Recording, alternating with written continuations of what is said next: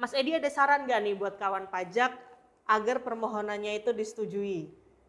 Saran saya kalau wajib pajak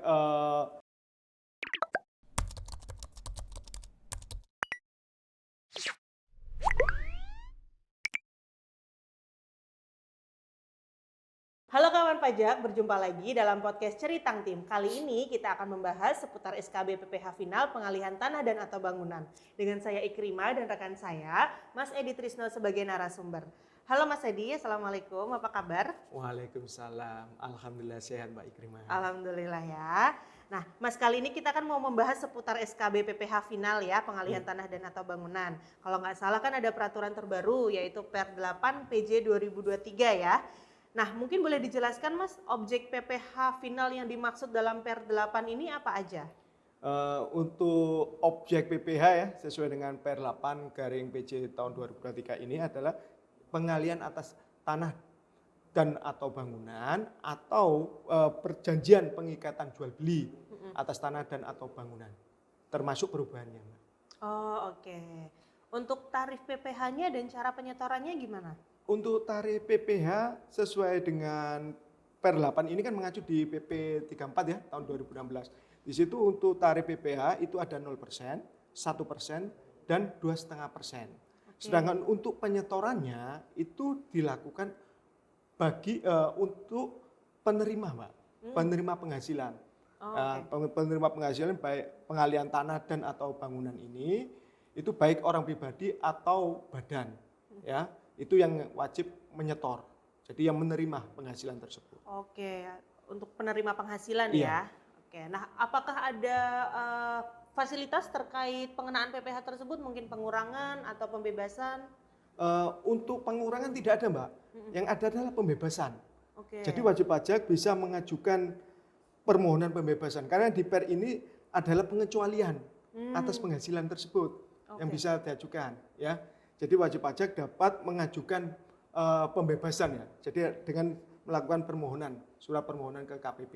Oke. Transaksi apa aja tuh yang boleh mendapatkan pembebasan? Kalau di Per 8 sesuai dengan pasal 3 ya, di Per ini yaitu orang pribadi yang memiliki penghasilan ya di bawah PTKP dan atas nilai pengalihan tersebut itu kurang dari 60 juta. Itu yang pertama. Jadi wajib pajak bisa mengajukan. Yang kedua adalah orang pribadi yang memperoleh penghasilan atas hak tanah dan atau bangunan yang diterima karena hibah. Nah, itu ya. Terima hibah bagi keluarga ya, dalam keluarga dengan garis keturunan 1 derajat lurus ya. Nah, itu baik itu untuk satu keluarga ya atau ke badan pendidikan bisa, badan keagamaan bisa, hibah ke badan keagamaan pendidikan atau yayasan, baik berupa yayasan maupun koperasi nantinya. Itu bisa mengajukan. Atau badan, itu tadi untuk orang pribadinya ya, bisa mengajukan itu. Atau badan menghibahkan ke badan yang bergerak di bidang bidang sosial ya, baik keagamaan, pendidikan yang berupa berbentuk yayasan atau koperasi. Nantinya bisa mengajukan juga, Mbak. Terus yang keempat ya, keempat itu adalah pengalihan harta berupa tanah dan atau bangunan karena waris, Mbak. Jadi bisa mengajukan juga karena waris ya. Terus yang kelima adalah badan yang melakukan pengalihan harta berupa tanah dan atau bangunan dalam rangka penggabungan atau pemekaran, ya kan, pemekaran yang telah ditetapkan oleh menteri untuk dengan menggunakan nilai buku, Mbak. Nah, itu ya. Terus yang selanjutnya adalah orang pribadi atau badan nantinya ya yang melakukan pengalihan harta atau bangunan dalam rangka melaksanakan perjanjian bangun guna serah atau bangun serah guna atau pemanfaatan barang milik negara di situ. Dan yang selanjutnya juga adalah orang pribadi atau badan yang tidak termasuk sebagai subjek pajak yang melakukan pengalihan harta berupa tanah dan atau bangunan. Dan yang terakhir adalah wajib pajak baik badan maupun orang pribadi ya yang termasuk koperasi yang usaha pokoknya ya itu melakukan transaksi, Mbak, atas pengalihan tanah dan atau bangunan ya kan. Atas transaksi tersebut itu dilakukan sebelum tanggal 1 Januari 2009. Oh. Jadi bisa mengajukan dengan syarat atas transaksi tersebut itu belum dibuatkan akte ya. Jadi yang transaksi sebelum 1 Januari 2009 itu bisa mengajukan. Memang kalau memang perusahaan tersebut atau bergerak di bidang pengalian ya, harta atau bangunan tadi, pengalian ya, atas harta berupa tanah atau bangunan, memang itu bisa Mbak, dengan syarat nilai atas penyerahan itu sudah dilaporkan di SPT tahunan Mbak. Oke. Ya, sudah dilaporkan di SPT tahunan dan atas pajak penghasilan tersebut sudah dibayar. Oke. Seperti itu Mbak. Nah, untuk persyaratan pengajuan SKB-nya apa aja? Untuk persyaratan pengajuan SKB, khusus untuk orang pribadi yang sudah punya NPWP ya, atau badan yang sudah punya NPWP, syaratnya adalah sudah melaporkan SPT tahunan 2 tahun terakhir Mbak. Terus tidak mempunyai hutang. Oke. Nah, atau mempunyai hutang tapi sudah ada surat keputusan untuk mengangsur, itu bisa Mbak. Itu bisa mengajukan ya. Terus dengan cara mengisi permohonan juga Mbak. Jangan lupa nanti kalau nggak mengisi permohonan kan kita nggak bisa proses nanti kan gitu. Okay. Permohonan sebenarnya sudah diatur di Per 8/PJ tahun 2023 Mbak. Oke. Selain permohonan mungkin ada dokumen apa aja yang perlu dilengkapi? Dokumen kan sudah diatur ya di Per 8, itu sudah ditentukan tadi ya. Formulirnya sudah ada di Per itu ya. Terus sama surat pernyataan, baik itu pernyataan waris maupun pernyataan hibah atau penghasilan di bawah PTKP dengan penyerahan di bawah 60 juta sudah ada di situ. Nanti wajib pajak tinggal nambahin aja Mbak. Nambahin yaitu dokumen pendukung. Nah, dokumen pendukung berupa SPPT bisa ya, di situ SPPT atau surat keterangan NJOP ya atau pengganti kalau nggak ada ya. Tapi yang terbaru Mbak ya. Yang kedua adalah identitas, baik itu penerima maupun pemberi.